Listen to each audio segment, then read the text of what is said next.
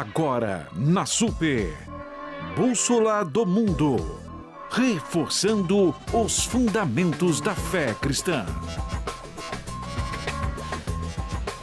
Olá, muito boa noite a todos sintonizados na Rádio Super. Eu sou o Edward Belloni, mais conhecido como Ed. Bem-vindo a mais uma edição do nosso programa A Bússola do Mundo, a qual a mentoria é a pastora Ângela Valadão, do Ministério 24 Horas Diante do Senhor, onde juntos temos a parceria do TDI, Teoria do Design Inteligente, em sua grande maioria cientistas universitários com formação acadêmica por excelência, entre doutores e mestres. E hoje, nessa edição, temos um tema, além das palavras, olha o tema, além das palavras, identificando o autismo na frequência diária. E junto para essa edição temos o nosso amigo, o homem de Andertal, a beleza interior do amor, senhor Ronaldo, que mora na rádio. Graça e paz, povo de Deus, alegria, mais uma gostou do homem de Andertal aí, né? Igualzinho, né? Mais uma quinta-feira estamos aqui, pela bondade do Senhor, aqui na Rádio Super, com as nossas convidadas, mas também com a participação da Clítia, né? Ela que comanda ali a nossa rádio. Vai lá, Clítia. Boa noite, olá. Boa noite. Também do Mário está ali conosco. E eu quero fazer um convite para você. Hoje o tema é tabu e nós precisamos conversar. Muitas pessoas têm medo de conversar sobre esse assunto. Então, mande a sua pergunta escrita. A gente não pode ouvir, porque nós estamos na rádio. Então, manda ela escrita, 31 98793 1370, repetindo, 31 98793 1370, ou então pelo nosso YouTube, Rádio Super 100.5. Eu vou passar aqui para as nossas... Temos que apresentar nossos convidados. Eu vou passar para neuropsicopedagoga, que é a Sandra, e a doutora Maíra, que já é de casa. Ela é doutora, mestranda em psicologia, já é de casa. Doutoranda, doutoranda. E qual que é a sua pesquisa? Eu te falei fora do ar, só para os ouvintes entenderem. A minha pesquisa de doutorado é sobre o maltrato infantil e a depressão na vida adulta. Mas a minha área de atuação é a psicopatologia e saúde mental. Essa aí é ótimo. Essa é a minha área. Aprendi que é ciência na faculdade. Sandra, como é que você tá? Boa noite, tá joia? Boa noite, tô ótima, tô estudando bastante, né? Cuidando das minhas famílias, das minhas crianças. Que bom, Sandra, eu fico feliz. E eu queria começar com um tema, como o Ronaldo falou que é tabu, mas antes de ser tabu, eu queria entender um processo, assim, além das palavras. Por que a gente colocou além das palavras para o autismo? O autismo, ele se comunica além das palavras. Ele se comunica com gesto, com dia a dia. Em primeiro lugar, para mim, assim, no modo geral, o autismo é o que hoje? Quer falar? O autismo é considerado um transtorno do neurodesenvolvimento que traz dificuldades e limitações importantes em relação à interação social, à comunicação, à psicomotricidade e a demais atividades de vida diária e cotidiana, né? Então, é possível que a gente detecte hoje o autismo em uma tenra idade, uma idade muito precoce. Nós já temos a possibilidade de identificar sinais de risco para o desenvolvimento do autismo aos 4 e aos 9 meses de vida desse bebê, e a partir daí intervir para que possamos, se não modificar esse desfecho, minimamente ou mitigar os efeitos deletérios, os efeitos de uma não funcionalidade, né, numa infância mais adiante, vida adulta, adolescência, né? Sandra, eu tenho TDAH, né? Meu filho mais velho tem TDAH. É só TDAH? Tá. E eu lembro, quando eu fui levar ele para ser diagnosticado, acho que foi perto de 4 anos, o médico ele falou assim, olha, não é o momento de trazê-lo, até mesmo para dar uma decisão final. Em relação ao autismo, também tem alguma idade, tem alguma faixa etária que a pessoa ela pode identificar e dar um diagnóstico certeiro que a criança ou o adulto tem? Olha, desde 2012, né, vem estudos que diagnosticavam o autismo tardio, né? Com crianças de 12, 13 anos. Hoje, a partir de 2015, finalzinho de 2015, 2019, já foi mudado, né? Como a doutora Maíra falou, já a partir do bebê. E muito importante a observação, porque você consegue socializar essa criança. Porque nós recebemos hoje crianças que as famílias já vêm com o diagnóstico pronto. Eles já sentam e falam, meu filho tem isso. Por quê? Tem que ter todo um campo de observação. Porque a criança ali, ela vai aprender no tempo dela, ela vai conseguir, muitas das vezes, socializar, desde que ela tenha apoio, né? Então, o diagnóstico, para ser fechado, tem que ser no momento de observação. Não é uma pessoa só, é uma equipe multidisciplinar. Começa pela família. As crianças hoje vão bem cedo para a escola, né? Então, tem que ter um pedagogo, um professor, um coordenador escolar preparado para estar observando ali se aquela criança está desenvolvendo igual às outras ou não. Ela tem que ver os pequenos traços, se é uma birra ou não. Então, o diagnóstico não pode ser dado de primeiro.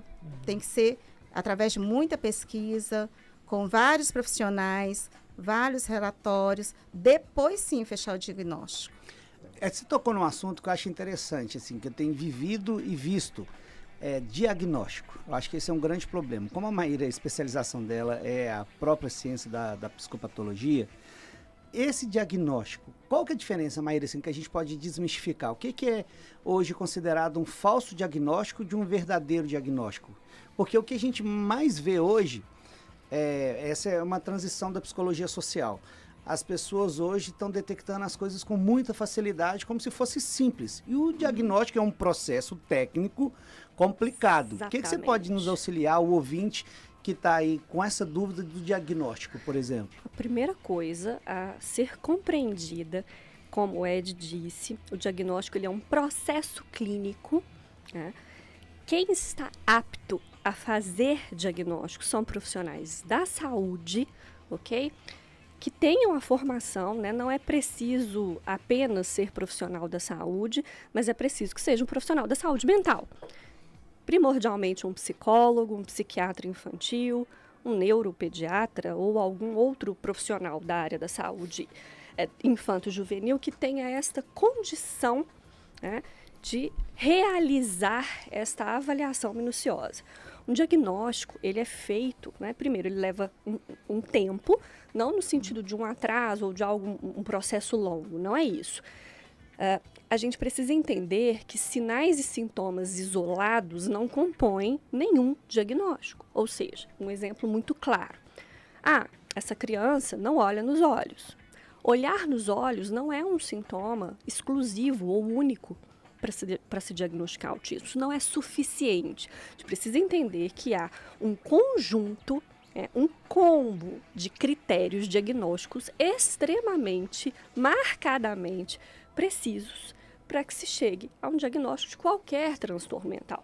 O autismo tem os seus critérios diagnósticos que somente um clínico pode realizar, pode detectar. Então, muito cuidado.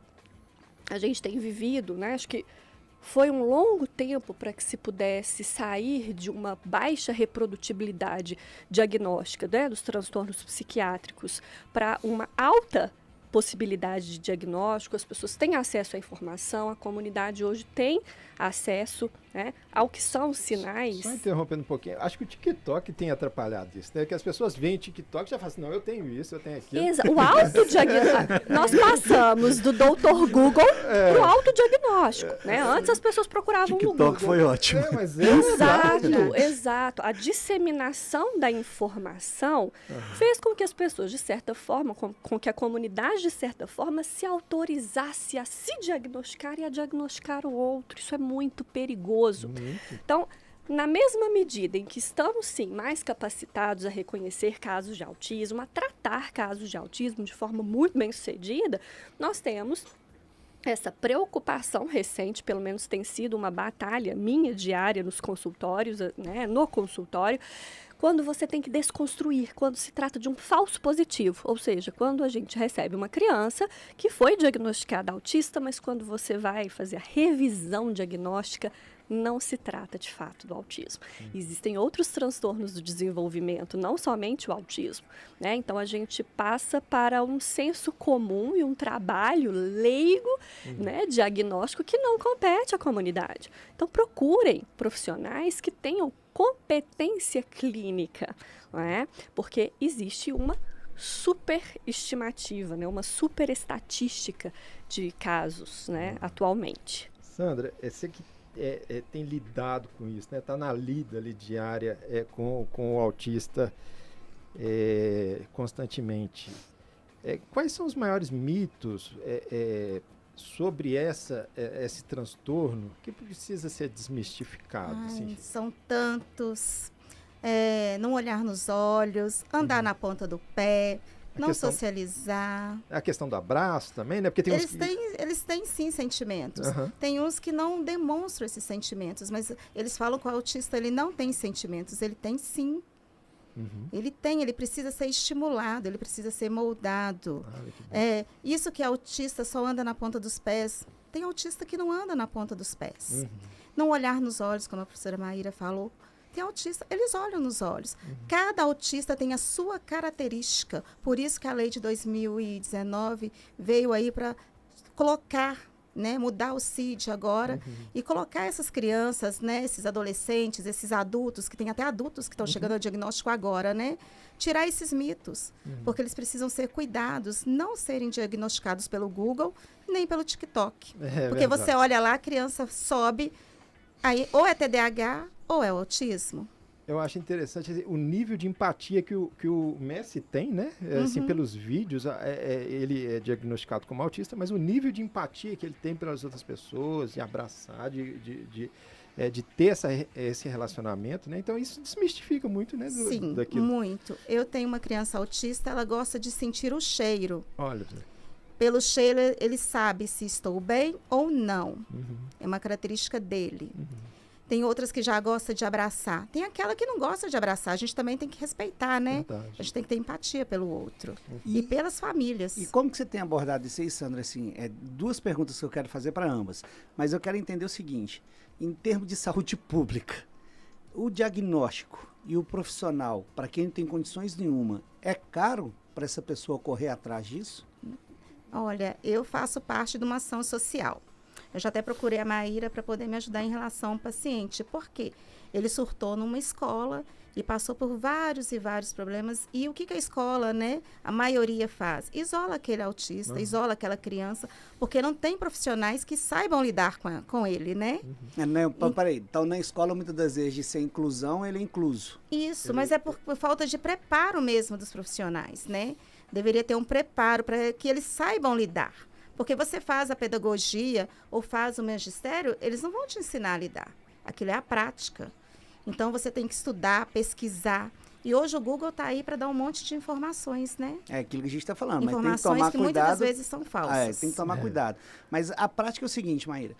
Na saúde pública, a pessoa sem baixa renda, sem condições nenhuma, para ela chegar, ela tem pelo SUS, ela tem viés, e como que ela corre atrás disso? Ótima pergunta, ótima pergunta. A ideia é que a gente possa informar os nossos ouvintes.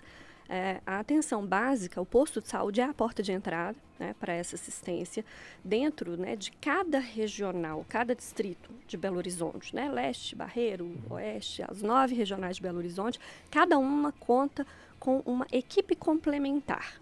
Equipe complementar à equipe de saúde mental do posto de saúde. Então, o posto tem o psicólogo, o assistente social, e as equipes complementares são compostas por terapeutas ocupacionais, fonoaudiólogos e psiquiatras infantis. E essas equipes se dedicam ao acompanhamento das crianças autistas, né? Principalmente se debruçam no diagnóstico precoce, né?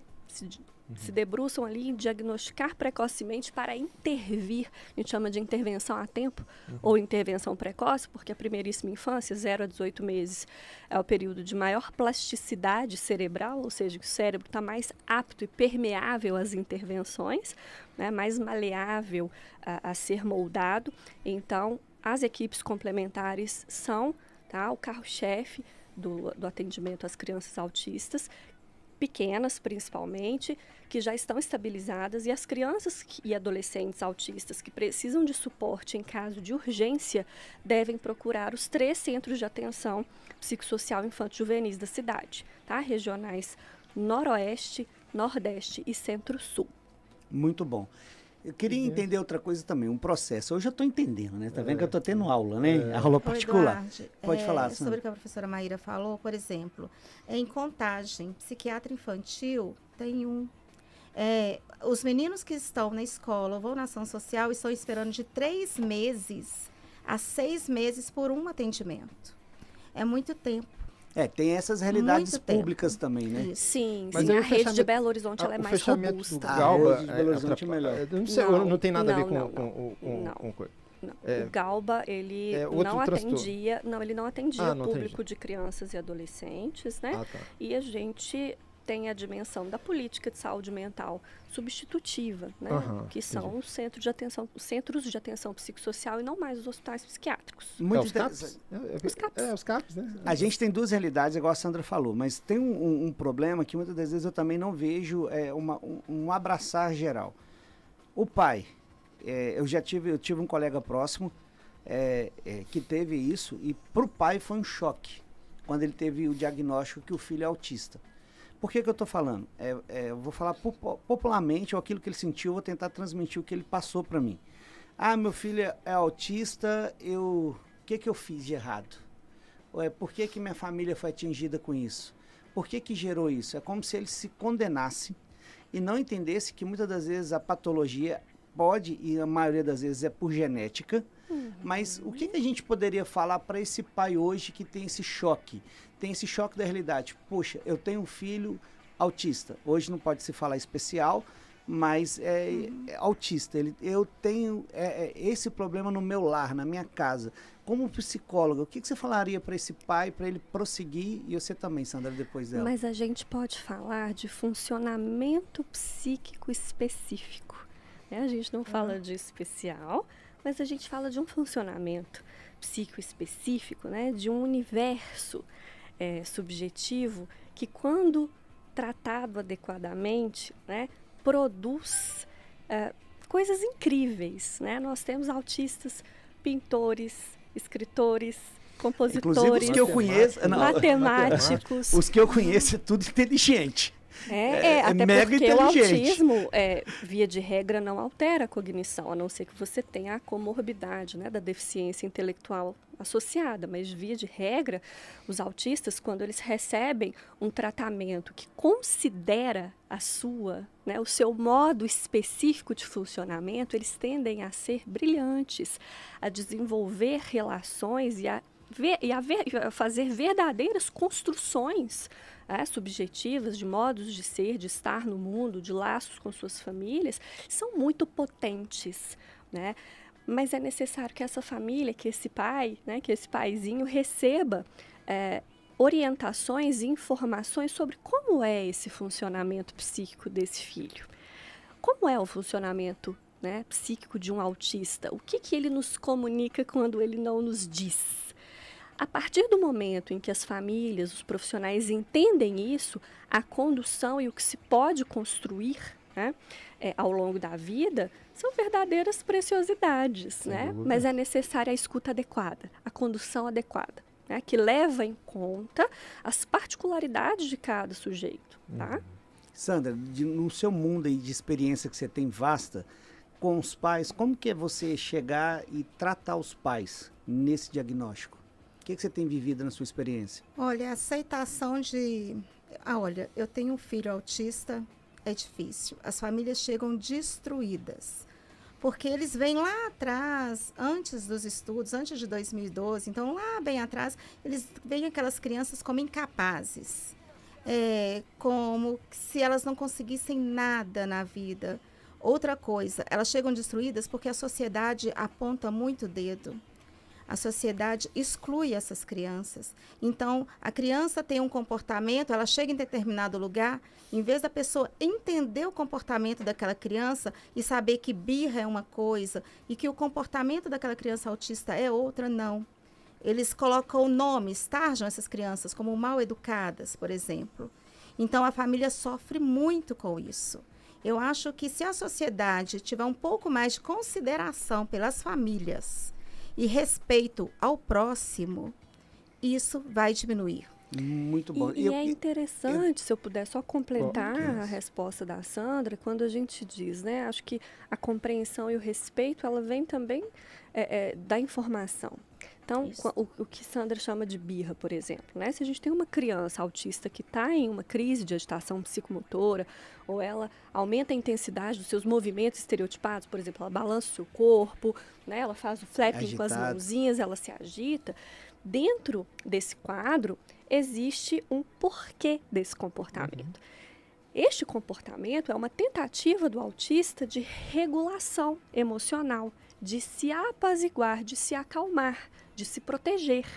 Né? Então, muitos dos comportamentos que os autistas apresentam são formas, são estratégias ainda disfuncionais de lidar com os afetos, com as emoções, né? Com aquilo que se passa dentro dele. E muitas vezes ele não pode comunicar por palavras. Mas se você entende aquele comportamento e a função, todos os comportamentos têm uma função, fica muito mais fácil acolher, fica muito mais fácil ajudar. Né?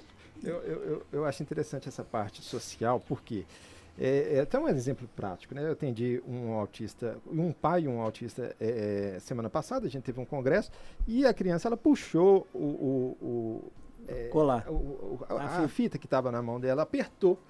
Aí a gente cortou, o pai pediu uma outra, né? Aí a pessoa que estava atendendo falou assim, não, a gente não pode dar outra. Eu falei assim, filha, isso aí não tem valor nenhum, dá uma fita. Uma fitinha para criança. Porque ele se sente pertencente. Porque ele sente pertencente àquele local, a igreja como ambiente... acolhedor. Às vezes a pessoa também não tem a compreensão, né? É que ela foi programada assim, eu preciso fazer desse jeito. Verdade. Então, tudo bem. Mas assim, uma correntinha, uma fitinha não tem valor nenhum em relação à alegria de uma criança. Né? E muitas vezes os objetos, né, materiais, um paninho, uma cordinha, uma pulseirinha, um brinquedo específico que a gente chama de objetos autísticos, que acompanham essa criança são também objetos que as acalmam. Então, às vezes, a ausência daquela pulseira pode gerar uma crise, né? Pode gerar uma desorganização psíquica que é simples de ser ou evitada ou contida. Né? Então, são pequenos ajustes. Dentro dos ajustes, existem níveis de tratamento, níveis de grau de autismo?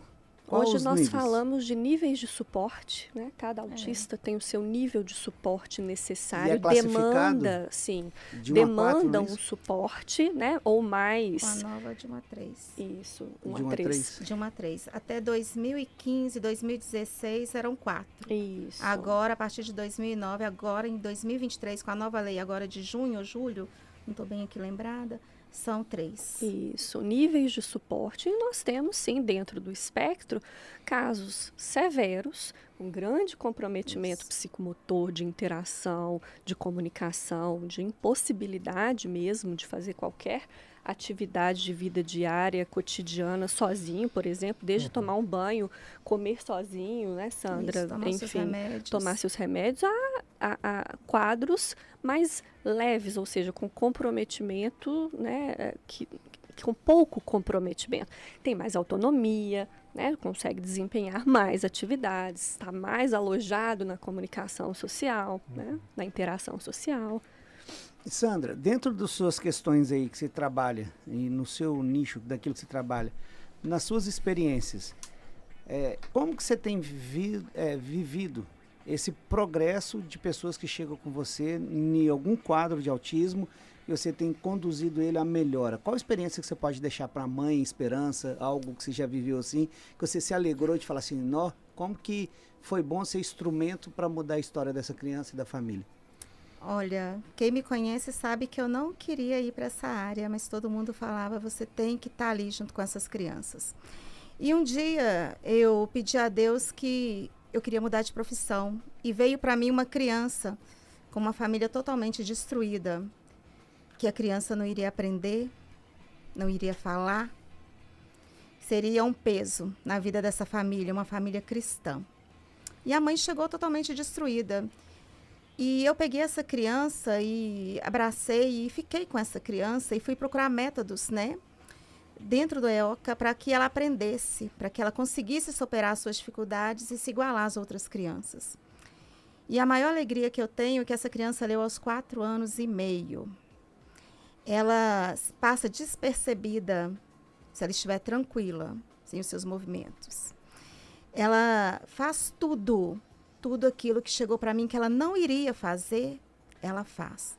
Ela socializa, ela lê, ela aprende, ela é super inteligente. Ela tinha muitas gasturas, não gostava de comer, textura incomodava muito. Um dia desse, a mãe me mandou uma mensagem e falou assim: Sandra, meu filho está comendo gelatina. Para todo mundo isso é tão simples. E ela estava aos prantos, porque para ela foi a primeira vez que o filho dela comeu gelatina, aos 6 para 7 anos. Então foi uma vitória. Sandra, eu fiz um purê, meu filho está comendo. Isso para mim foi assim, a minha maior alegria, sabe? Foi quando eu vi que, por mais que eu tente fugir, ali é o meu lugar.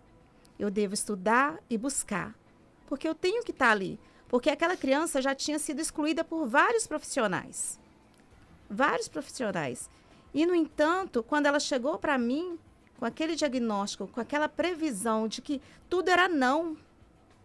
Pensa uma mãe escutar, um pai escutar, tudo não vai fazer, não vai fazer, não vai fazer. E aí eu comecei a pesquisar. E a gente fazendo com reciclado, porque tudo é muito caro. A gente foi usando o reciclado e foi trabalhando com aquela criança. E hoje eu ver ela do jeito que ela está, é uma vitória. Tipo assim, é um troféu.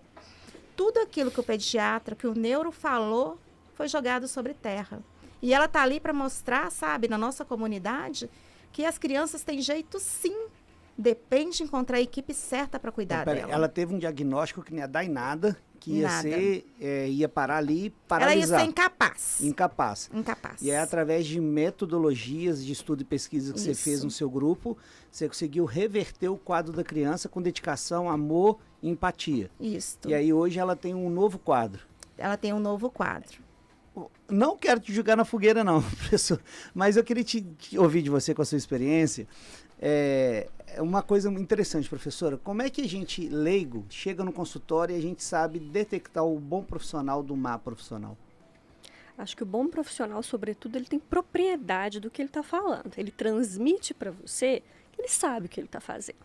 Ele não vai titubear, ele vai te fazer as perguntas diagnósticas corretas. Existem as perguntas corretas, não é? Ele vai saber fazer diagnóstico diferencial, ele vai saber fazer uma boa investigação, uma boa anamnese, ele vai colher dados clínicos da sua história atual, pregressa, seu histórico familiar, pessoal, social, medicamentoso. Ele vai te informar, te orientar, ele não vai se furtar a tirar as suas dúvidas, ele não vai negligenciar a sua angústia, ele vai dizer, além da minha propriedade, da minha competência, né, além da minha experiência, acho que buscar profissionais que tenham a experiência clínica, que já tenham tratado, né, aquele quadro outras vezes, várias vezes, muitas vezes. Eu trato crianças autistas há 10 anos. Né? Na verdade, eu comecei a tratar autistas antes mesmo de me formar em psicologia. No 8º período de psicologia, eu já estava à frente, né, dos estágios de atendimento às crianças autistas na faculdade, onde eu me formei, na PUC. Desde então, me dedico muito a elas. Esses diagnósticos fatalistas assim também são...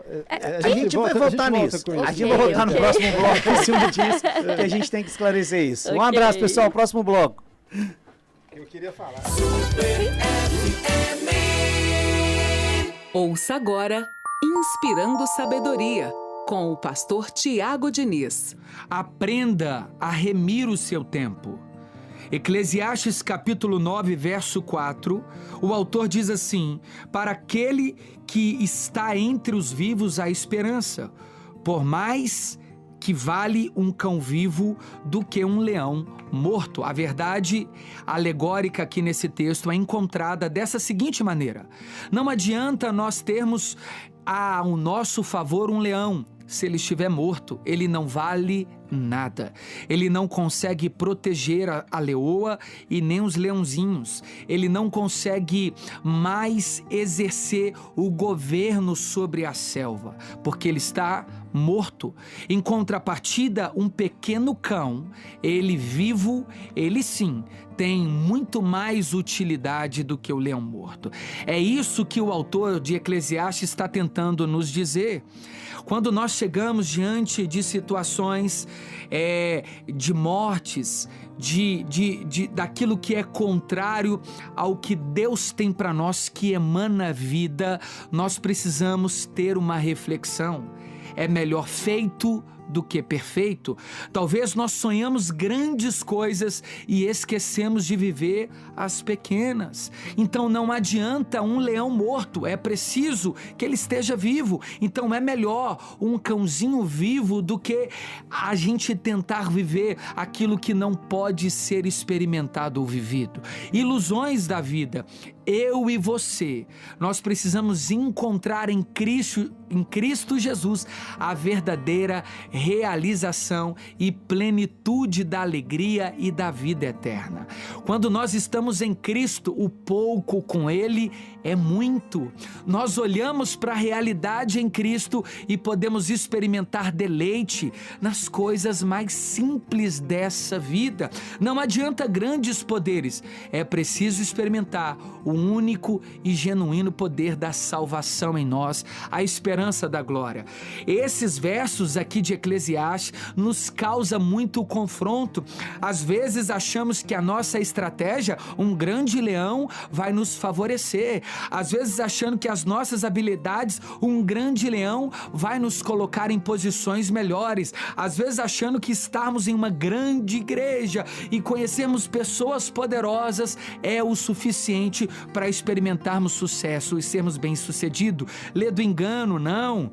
A Bíblia está dizendo que essas coisas podem ser grandes, a aparência de coisas poderosas, mas elas podem todas estarem mortas. Por isso, escolha sempre a simplicidade. Talvez o seu sonho pode parecer apenas um cãozinho doméstico, mas para Deus é aquilo que Ele tem para você. Valorize a sua esposa, valorize o seu esposo, valorize os seus filhos, valorize a comunhão de sentar ao redor da mesa, valorize a sua igreja, por menor que ela seja, valorize a sua liderança, por mais simples que ela seja. É melhor um cão vivo do que um leão morto. Você ouviu Inspirando Sabedoria, com o pastor Tiago Diniz. Magazine Luiza está com uma grande oportunidade e você não pode ficar de fora dessa. Na compra de um utilitário 0 km, você pode se tornar um prestador de serviço Magalu. É isso mesmo. Financie um utilitário 0 km e já saia agregado conosco. Venha fazer parte desse time Magalu. Entre em contato conosco. WhatsApp 16 40 42 0706. 16 40 42 0706. Vem pra Magalu.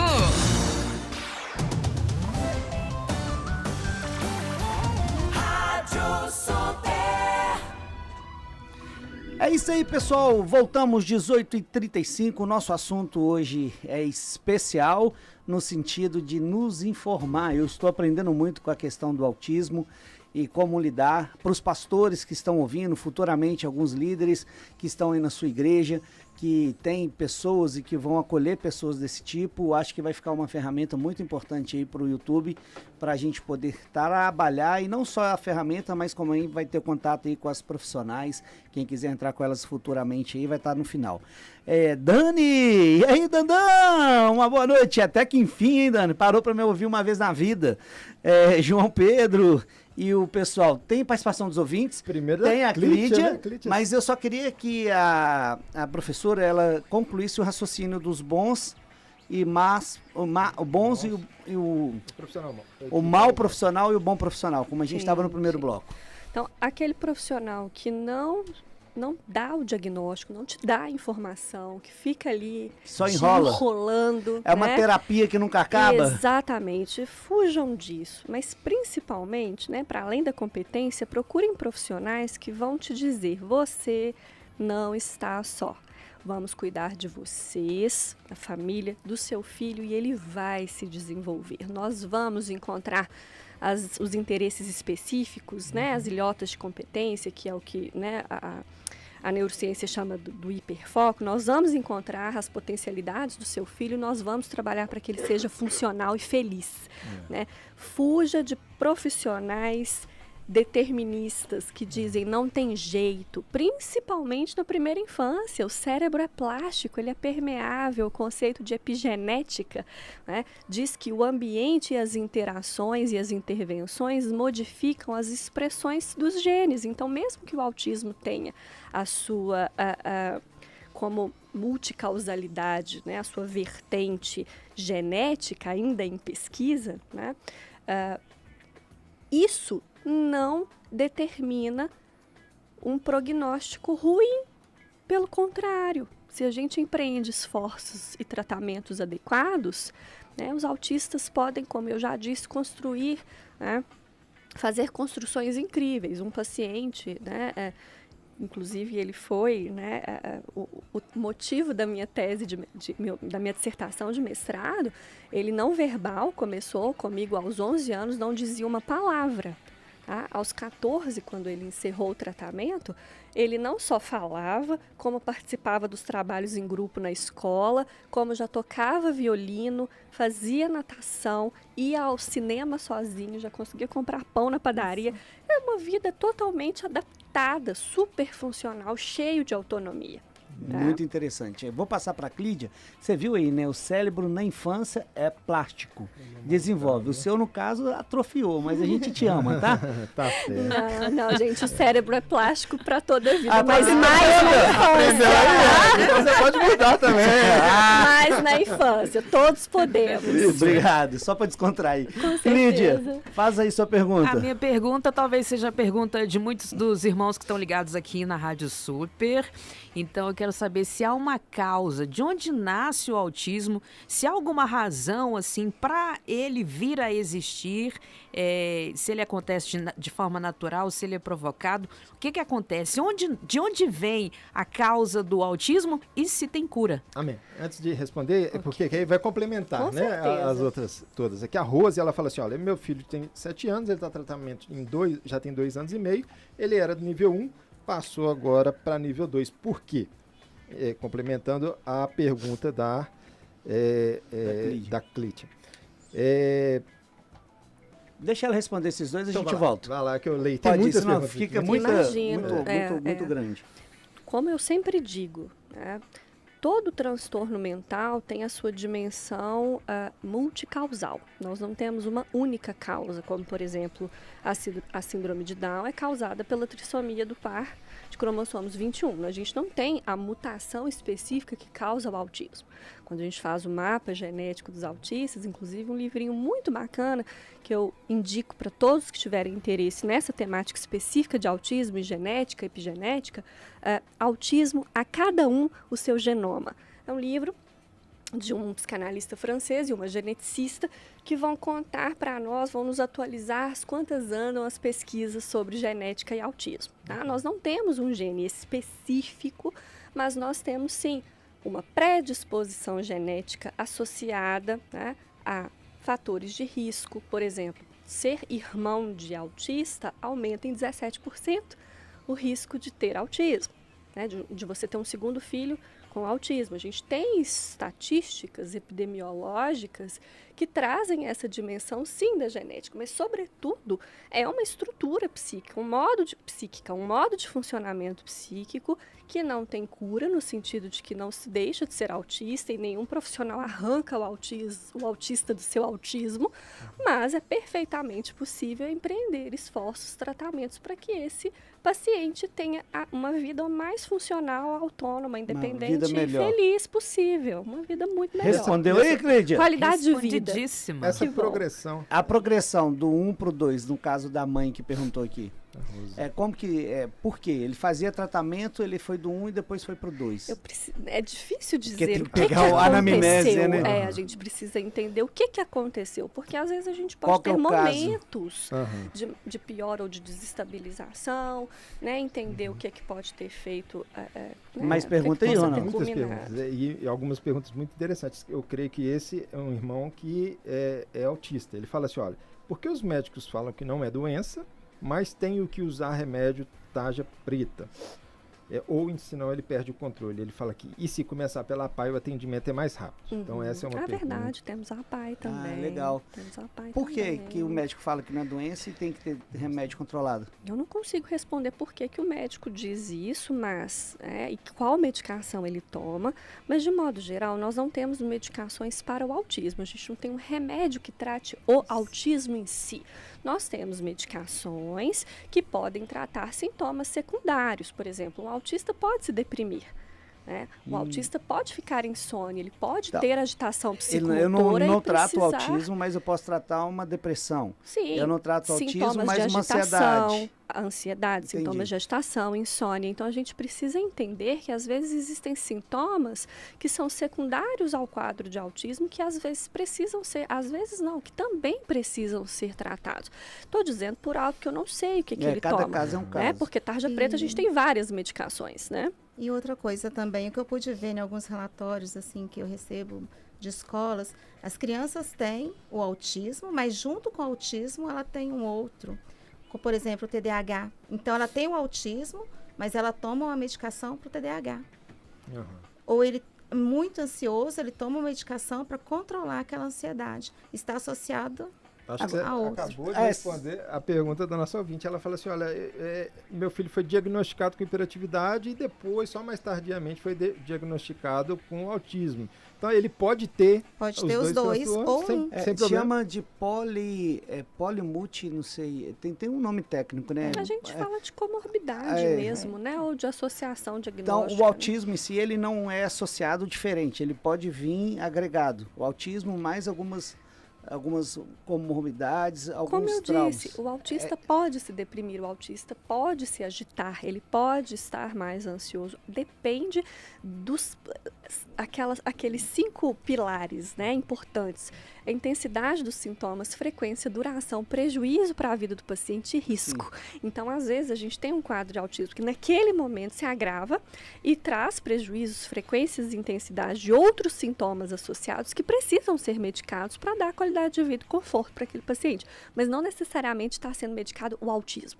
Entendi. Olha, tem muita coisa legal aqui hoje. Olha, o Silas, ele tá falando assim, ó, meu nome é Silas, sou taxista e fico esperando o programa do Bússola. Muito obrigado, Silas. Obrigado, Que Silas. bom, Espalha aí pra Silas. gente.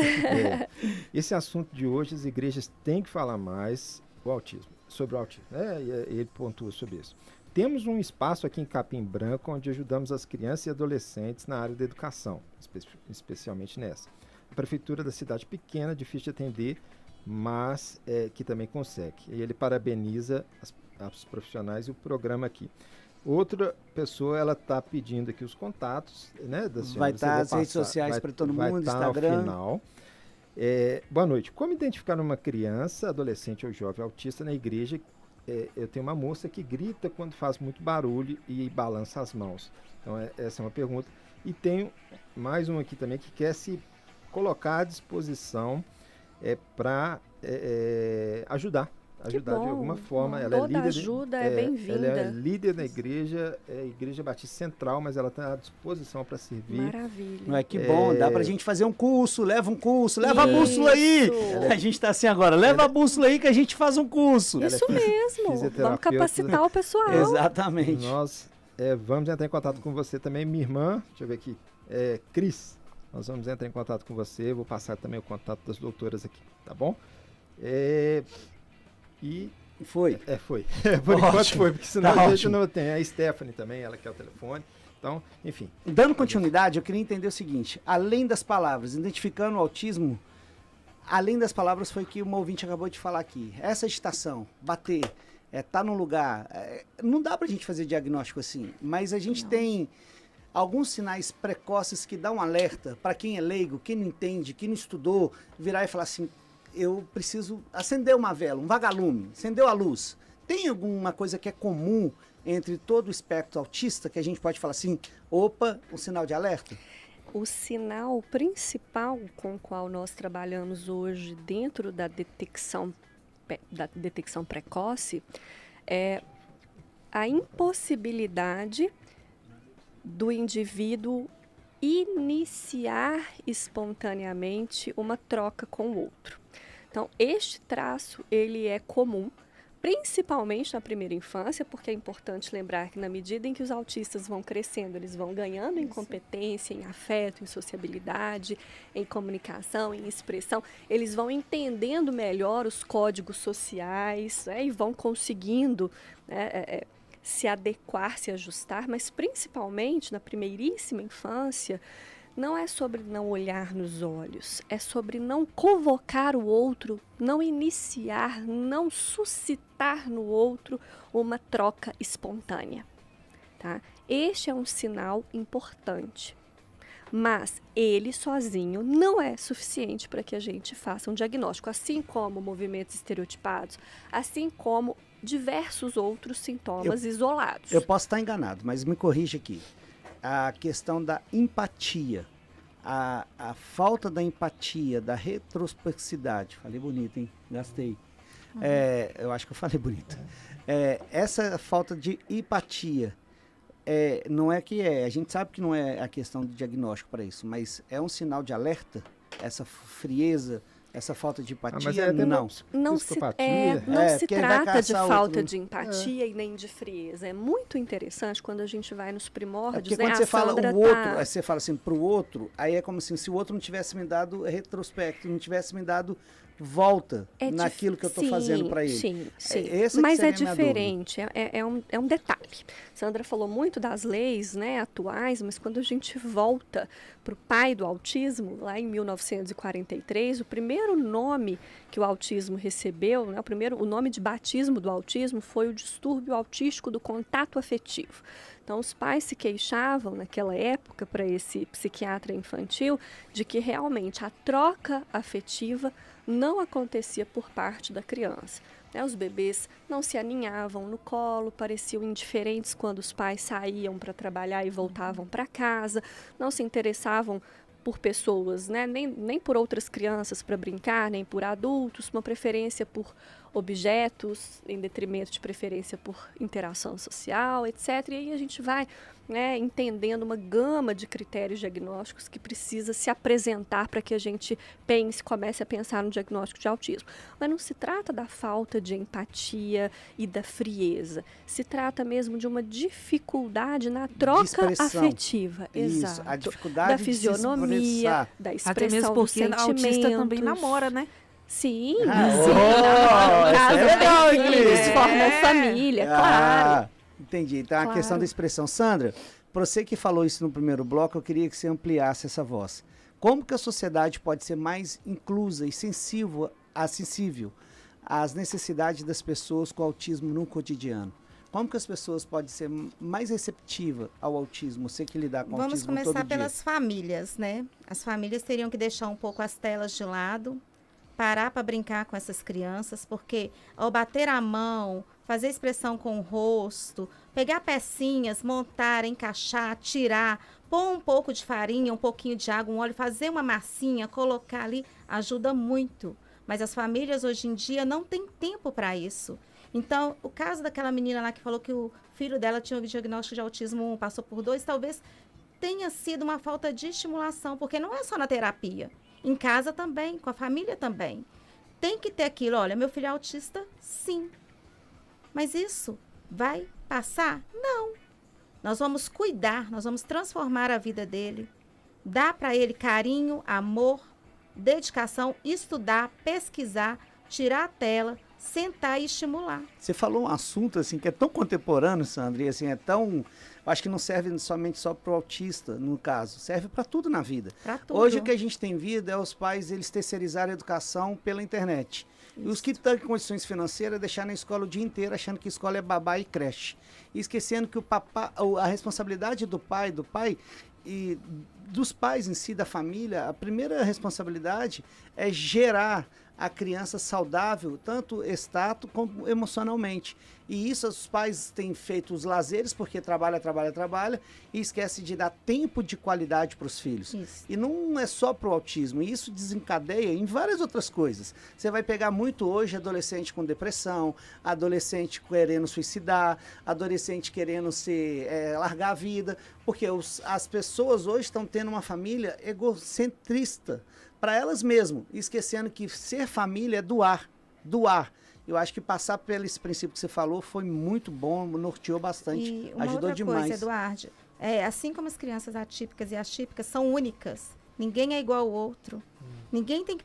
Meu filho faz isso, por que o outro não faz? Não, é único, é um único ser. A comparação tortura as não famílias. Tortura as Isso. famílias. É a família margarina, né? O povo quer só a família perfeita e esquece que a família dela tem que ser funcional, mas ela tem que ter a sua identidade única, né? A Cris, ela está perguntando se tem algum curso presencial aqui em Belo Horizonte, porque ela conhece aqui o ABA e o TIA na internet. Mas aqui em Belo Horizonte tem algum curso presencial que você saiba? Eu posso fazer o merchan dos meus. Gente, tem um monte de curso presencial. Frequentemente estamos fechando turmas, tanto presencialmente quanto online. Tem vários cursos meus de introdução à clínica do autismo, introdução à clínica psicanalítica do autismo. Né? A psicanálise é uma abordagem. Escrever um livro futuro?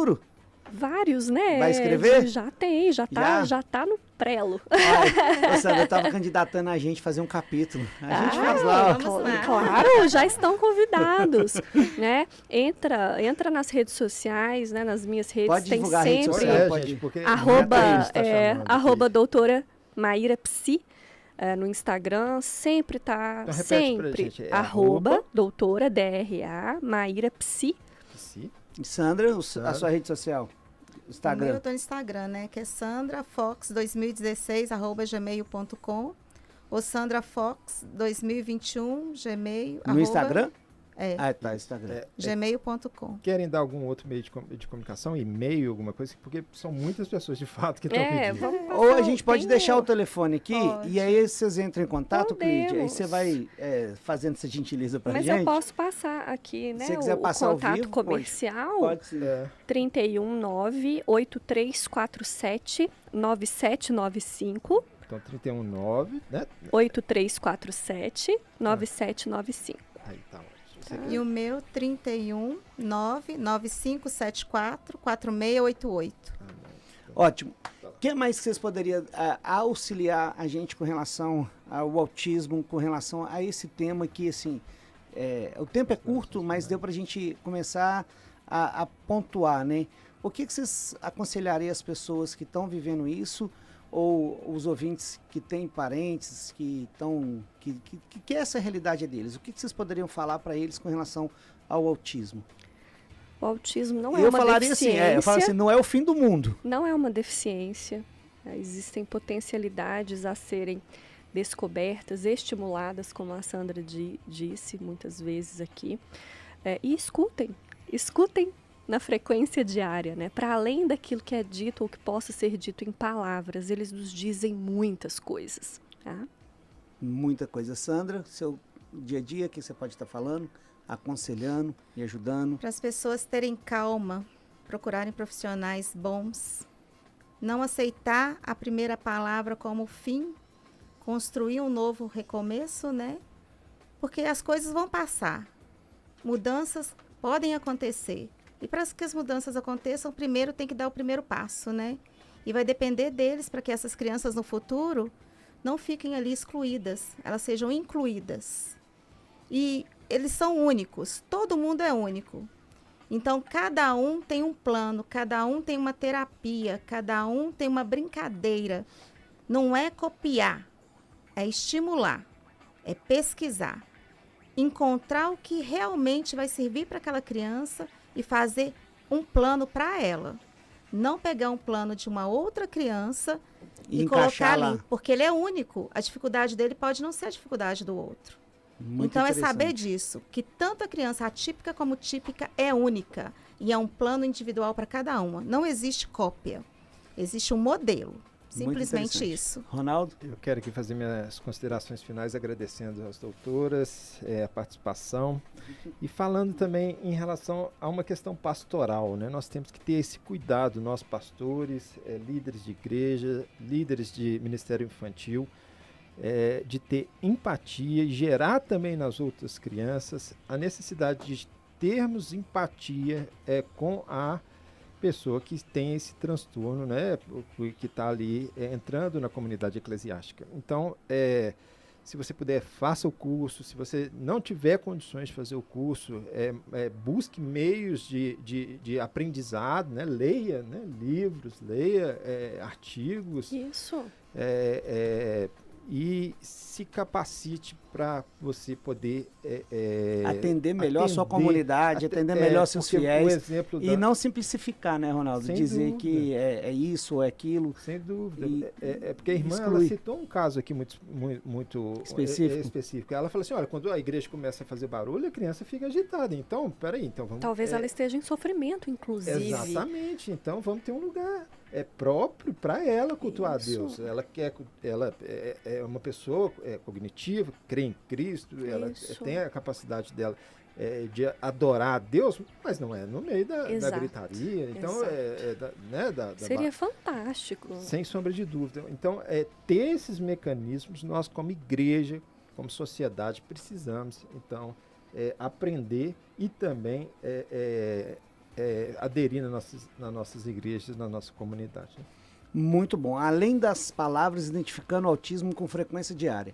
Dentro dessas perspectivas, eu queria também agradecer, já está quase caminhando aí para o final, falta 2 minutos, eu queria deixar também esse conselho a todos.